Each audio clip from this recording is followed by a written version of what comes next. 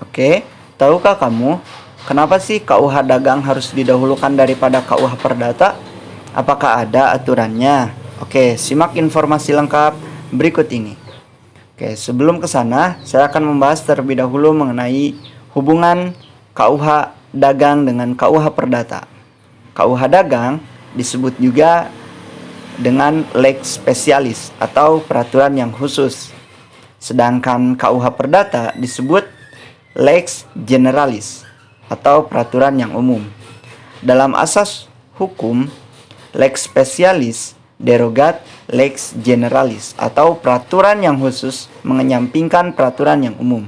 Itu semua berdasarkan pasal 1 Kitab Undang-Undang Hukum Dagang yang berbunyi, selama dalam Kitab Undang-Undang ini terhadap Kitab Undang-Undang Hukum Perdata tidak diadakan penyimpangan khusus, maka Kitab Undang-Undang Hukum Perdata berlaku juga terhadap hal-hal yang dibicarakan dalam Kitab Undang-Undang ini.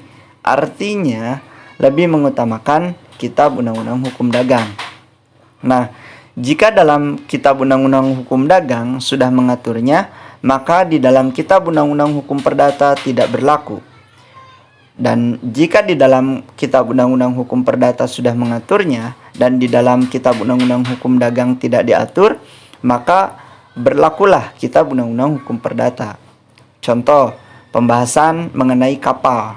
Nah, itu ada di pasal 314 KUH Dagang.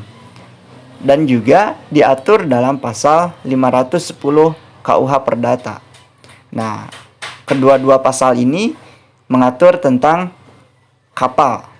Dua-duanya sama. Tapi yang berlaku adalah pasal 314 KUH Dagang. Kenapa? Karena lex specialis derogat lex generalis.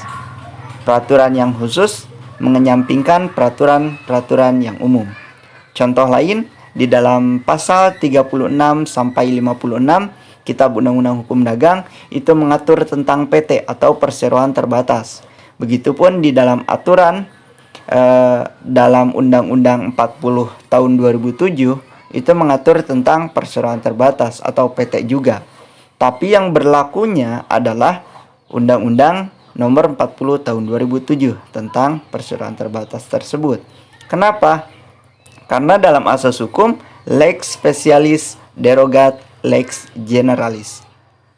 Maka yang dipakai adalah yang khusus atau yang spesial. Nah, itu saja yang dapat saya sampaikan. Semoga bermanfaat. Wassalamualaikum warahmatullahi wabarakatuh.